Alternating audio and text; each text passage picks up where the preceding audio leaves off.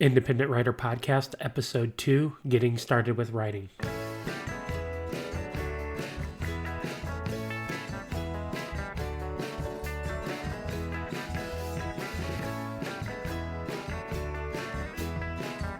Welcome back to the Independent Writer Podcast. I'm your host, Ryan Medina. Glad you came back to join us. Today we're going to talk about a couple things to do with writing. We're going to talk about what we need to start writing, what kind of tools, material, and whatnot. And then we're going to talk about what sort of things we can do to start writing, what kind of exercises and skills that we can start to hone as a writer. Just a quick reminder that you can find me online at independentwriterpodcast.com and Twitter and Instagram at indywriterpod. The first topic we're going to cover today are the things you need to get started writing, the actual physical writing itself. I mean, how are we going to write? Are we going to write with a pen and paper, or we're going to write on our computer? So let's go over a few things. The first question is, what's your favorite way to write? Are you a pen and paper person, or do you prefer a computer? Do you have a computer readily available to write all the time? Maybe you don't. Maybe you want to write on your phone or your iPad or whatever. Just decide what it is you're going to use. Paper's nice because usually everybody has a pen and paper handy. It's cheap. You don't need much there. And so you can grab a pen, paper, and get going and start writing, and nothing fancy there. And I think getting started and doing a little bit of pen and paper writing is good because you can't edit yourself. It doesn't seem as intimidating. You just put your pen to the paper and you start writing, and you can't go back and edit yourself so much. It's just letting the writing flow. I think that's a good idea. The other thing, was pretty popular is using your phone or a computer. That's great because, let's face it, everybody has one these days. You can type pretty fast. Your phone is always in your hand, in your pocket, so you can write whenever you have a few minutes to do some stuff, and maybe you're not at home, maybe you're not somewhere. That's ideal for writing with a pen and paper. So you're just going to have to play with the different things, and I like to use a combination of both. Sometimes I write on paper when I'm getting story ideas and working things out. I like to do pen and paper because it allows me to connect with the ideas and not worry about making it perfect. Sometimes I get a perfectionist streak when I'm on the computer, so it separates me because I know, it's just on the paper. It's nothing. Just scratch it out and keep on moving. There's no extra thought or editing to make it perfect. I just write it out. Then, of course, I do all my major writing on the computer because I can save it. It's neater. I'm a fast typist. I'm a computer programmer by day, so I've had many years of honing my typing skills, so I can type out the words pretty fast, and I don't have to stop and think about it. I just type out the words. So when I'm looking to finally get ideas down and they start flowing, typing is definitely a much faster medium for me, and I'm also a left-hander. So being a lefty, my handwriting is atrocious. It's just a curse of being a left-handed person. So since we're talking about writing, let's talk about writing with pen and paper, so to speak, or pencil and paper. Talk about a few things we can use to write. You could use loose leaf paper in a 3-ring binder. Like I said, I'm lefty, so I like using loose leaf paper because I don't like having my hand laying on the binder of a spiral notebook. So loose leaf paper is great. I can sit down, write on the paper, and then stick it in a binder, and I have it all together where I want it. It kind of becomes a writing notebook for myself. But, that's just a preference. If you want to use a writing journal or a moleskin notebook that you can buy at just about anywhere like Barnes & Noble or any type of bookstore. Those are great, nice little lined binder. It's got a nice cover. I actually have several myself. I think the thing is if you don't have at least 3 or 4 blank notebooks sitting around, are you really a writer? Well, I currently on my desk have at least 4 of them sitting there, so I have those. I do like to use those. Right now I'm actually using it's actually an artist sketchbook. It's just white pages, but I like it because I can fold it out nice and flat and write on it. So that's what I use when I write with pen and paper is I use an artist notebook that's got a nice cover and bindings. So it's really a matter of preference. You just use the paper that works for you. And you can always just use a good old-fashioned diary. You can go to the store and buy a diary notebook that you can write in and keep that. It's kind of smaller and private, and if that's what you like to write in, you can use that. Or you can go back to school if you've got a bunch of spiral notebooks. Maybe you have old spiral notebooks laying around with a bunch of blank pages. You can use those to write in. Or, the black and white what do they call it? The composition book that, you always see people use. I always saw them at the store, but never had to use them in school. But it's really entirely up to you. That might be a good, cheaper choice. I mean, some of these writing notebooks can get kind of pricey. If you're on a budget, you don't want to spend $20 on a notebook you're going to write in for a little while and then never look at again, then you probably don't want to do that. But it's just whatever you feel comfortable with, whatever gets your creative ideas going. I mean, you could use a legal pad and a pencil. I mean, if that's what you have handy. That's a great thing about writing with paper, as I said before, is if you got paper and a pencil, you can write something. It doesn't have to be fancy. It can be anything. So we've covered what you could use to do the paper and pen type of writing. Now let's talk about some of the things you can do if you're going to write on a computer, iPad, phone, whatever electronic device you want to write on. Is what should you use? I mean, if you're going to write on your iPhone, maybe you use the Notes application and write in Notes. I mean, that's also nice if you have like a Mac at home. You write in your Notes. You can save it in your iCloud and then it's available at home and you can transfer it to something else. It's a nice way to have writing in multiple places. And, you can also do the same thing with Google Docs. You can get Google Docs on your phone or your iPad or whatever notebook you have, and it's a nice place to save all of your writing in a place that you can seamlessly go from medium to write with. If you write on your phone while you're commuting on a train or a bus or something, you have that information there. It's in the same Google Doc that you're going to write on when you get home. It's all right there. You don't have to transpose it or rewrite it or anything. It's all in the same medium, which I really like the idea of using Google Docs. I have used that a lot with my writing, and it's really convenient and the Google Docs offer a lot of features that come in handy, and we'll talk about ways to use Google Docs to your advantage as you get farther in the writing process. And then, of course, there's Microsoft Word. Word is the old standard writing for things. I'm sure if you went to college, you probably used Word, write all your papers in high school, college, whatever. I mean, I use Word all the time in my day job, so Word is great. I mean, of course, there isn't a cost with that. So if you don't have a Word license or an easy availability, Google Docs is free and available on any web browser, which, again, another fun feature is you can write on somebody else's computer. If you're somewhere that you don't have access to your own computer, you can use somebody else's computer to write. Last but not least, there is writing programs. I mean, one of the really popular writing programs is called Scrivener. It's pretty advanced writing. You can do so much with formatting and organizing and planning. It's very robust, very involved. It has a huge learning curve. I do use that when I write novel type stuff, but it has a learning curve, takes a lot of effort. And if you're just going to start doing writing and just practicing writing, I wouldn't worry about investing in something like that. There's a fairly good cost to it and a fairly good learning curve, and I would rather that if you want to write, just use paper and a pencil or use a notepad or notes or pages in a Mac, whatever it is that you want to use, and use your Google Doc to write with and worry about the more technical stuff later. Right now, if you're just restarting writing, you're just going to want to practice the art of writing and not so much putting together something fancy to show somebody else. Just practice the writing. Now that we've talked about both paper writing or computer writing, you're probably wondering, well, what do the famous writers use? What does Stephen King use? What does J.K. Rowling use? What do the big names use? Well, it really depends. I mean, I've seen many stories. I've seen that J.K. Rowling likes to write her stories out by hand with a pen and paper. She uses like a legal pad and writes all of her stories out by hand first, and then puts it on a computer and works with it from there.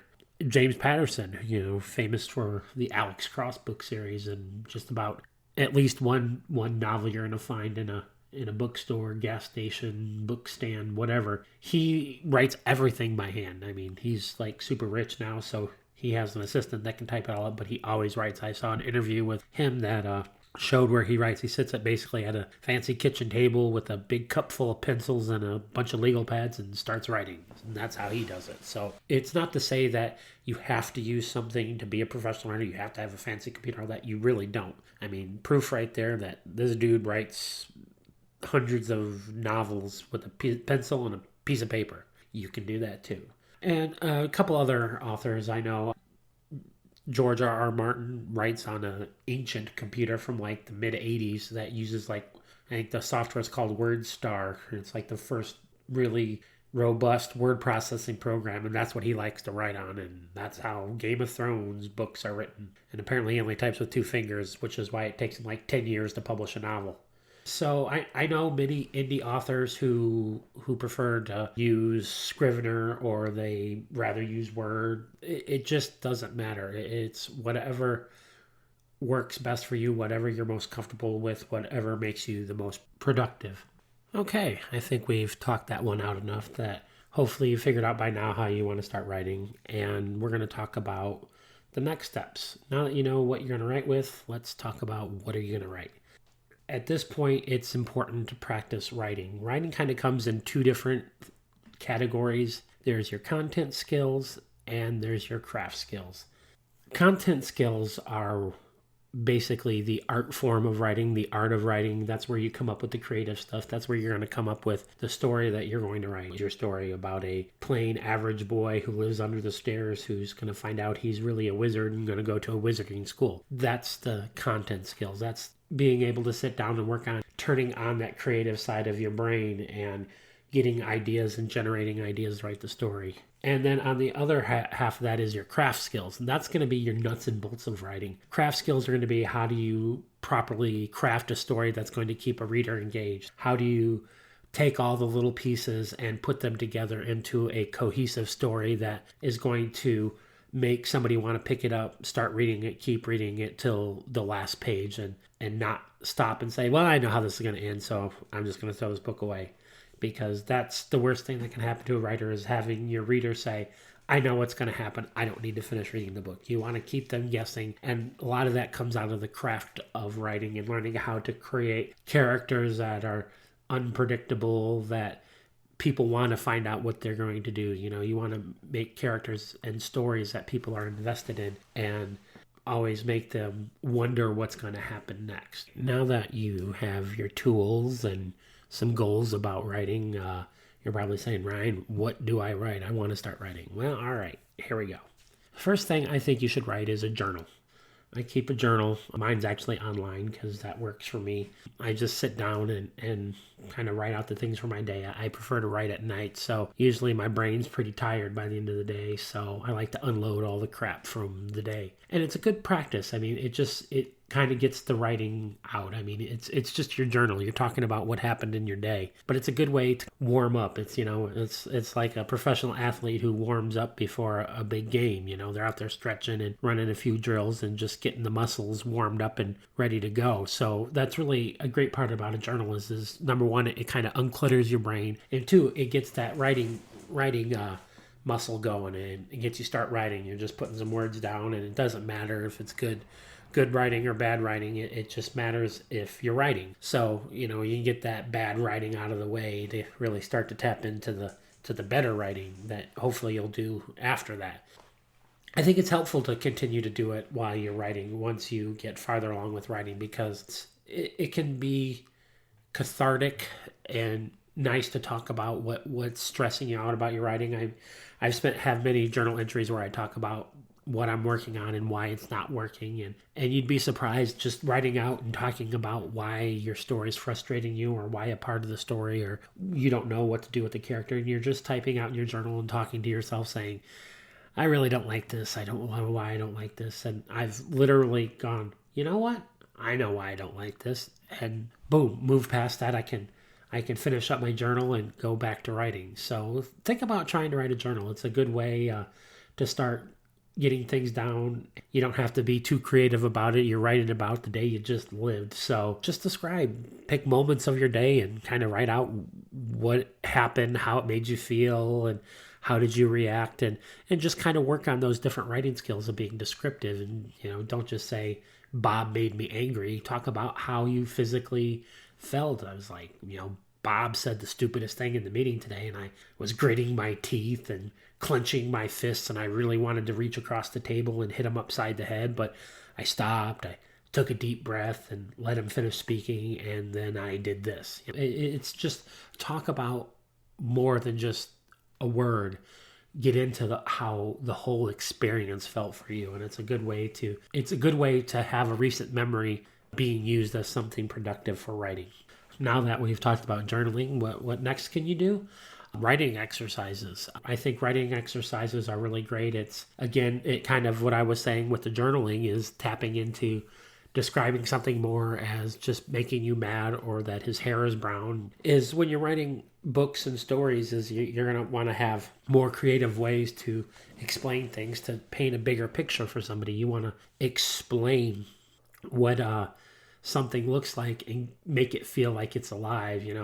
There's the talk about when you're reading a book, you want to turn on the projector in the reader's mind so that they picture the story as if they were watching a movie, not just reading words on a page. You want them to forget they're reading words and actually see the story play out in their mind. When you describe something, when you describe what a character's car looks like, not only is it telling you what the car looks like, but it's going to tell you about the character. I mean, if you think what kind of car doesn't matter to who the character is, just think of Batman. He drives the Batmobile, and the Batmobile has all kinds of bells and whistles, and it tells you everything you need to know. It's not just a Toyota Highlander SUV that he's driving. He's driving the Batmobile, and it's got rockets and missiles and goes really fast and has all kinds of secret things because that's what Batman does. So when you're describing something, remember that objects that you're describing also are a representation of who, what, where, and why you're describing them, so that you can paint a big picture to that. And if you want to see some good writing exercises, you can go to my website and check out the download links, and there's writing exercises there, and you can practice things. If you want an example, one of the writing exercises is describe a character's house from the outside. So imagine you're standing on the curb looking at somebody's house and describe it, because how someone keeps up their house is going to tell you a lot about the person. Is the grass tall and unmowed? Is it no flowers? Is it dreary? That's going to tell you, oh, hey, this person doesn't care about their house. Or is it a beautiful manicured lawn? Is there pretty flowers? Is there a white picket fence? All of those things. So sit down and describe what the house looks like and give all the details that are going to paint the best picture of whose house this is, so that you almost feel like you know who lives there before you actually meet them. The next writing exercise type thing you can do is writing prompts. And in my last podcast, I talked about doing writing prompts, and you can also go to my website and get a list of writing prompts that help you. And those are just simple little statements that help you get an idea of something to write. I mean, sometimes you get so worried about what you're going to write, you forget what you want to write about, or you get yourself so locked up in worrying about what it is you're going to be writing that you don't know. So a writing prompt's just going to give you a quick idea of something to write, and then you can kind of run with it. Say it says, you wake up and there's a dead body on the floor. That's all it is. Now you got to write what happens next. And it could just be a paragraph saying, I wake up, I find a dead body, and I freak out and do these things. It's just an opening to a story idea that hopefully gives you an idea to run with that you maybe not have thought of before. There's all kinds of different writing prompts. I mean, don't just use mine. You can go find them on Pinterest or just Google writing prompts, and you can find hundreds of thousands of them on the internet, and you can practice with those.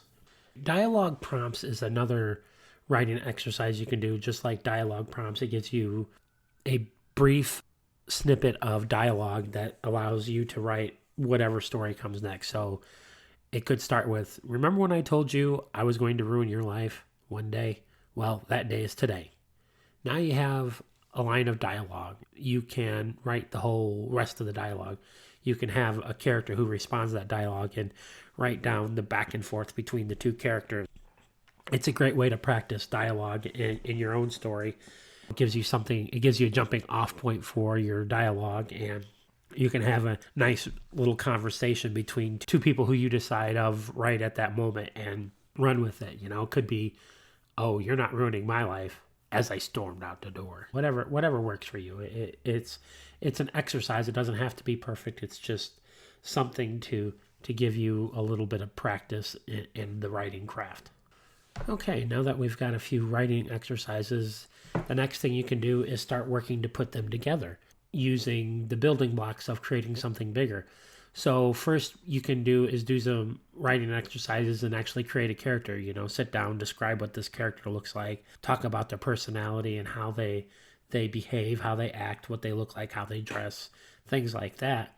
Then do a writing prompt and put that character into the writing prompt. If the person finds the dead body on the floor, how would that particular character react to the situation? And write a little story about how your new character, Carol, who you just described, is going to react to the situation.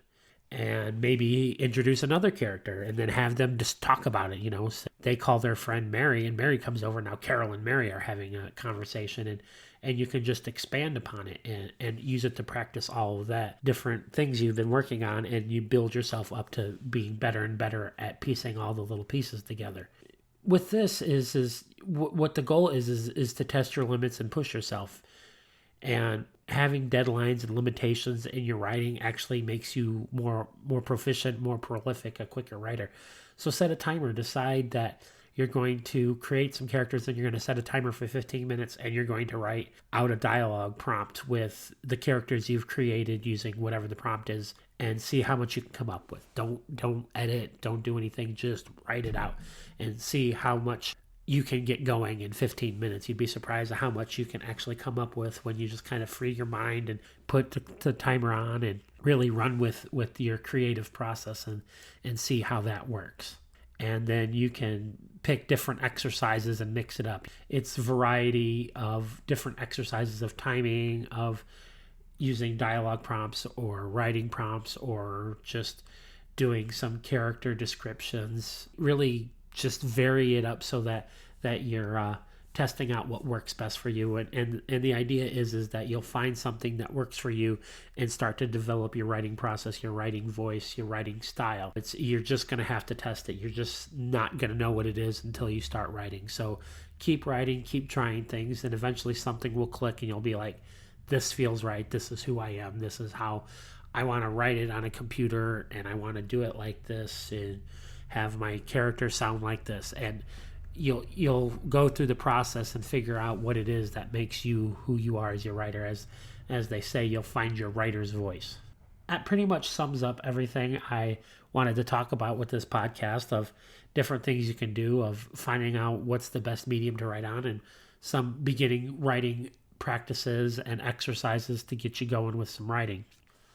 So in conclusion, to put together everything we talked about today is first thing you're going to do is you're going to find a writing medium that works for you, be it electronic or manually with a pen and paper. Once you test those out and see what works for you, stick with what fits best. Over time, you probably will evolve and change. Maybe you won't. It just really depends on you as a writer and what feels good to you.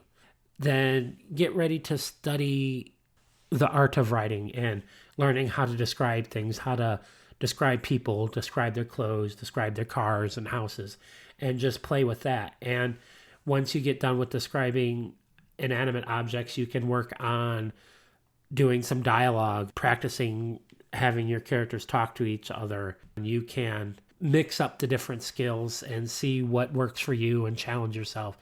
All a matter of practice and repeating. Writing will come out of good habit, good practices. So start the practices, maybe only spend an hour a day when you first start out. You'll find your time, your mode, your method, and mix those ideas up and see what works for you. And you'll start to get a lot better and more comfortable with writing, and you'll want to do more and more writing. Well, thank you for listening. Remember, you can always find me on social media at independentwriterpod on Instagram and Twitter. You can reach me at the website, independentwriterpodcast.com, and be sure to go out to the website. There's writing prompts and exercises out there, lots of blog information, some stories I wrote. And if there's anything that you see or want or have questions about, you can always tweet at me or send me an email or whatever you need to do. Reach out to me via social media, and I'll be sure to get back to you, and can always talk about it in a future podcast. Thank you, and we'll see you again for the Independent Writer Podcast.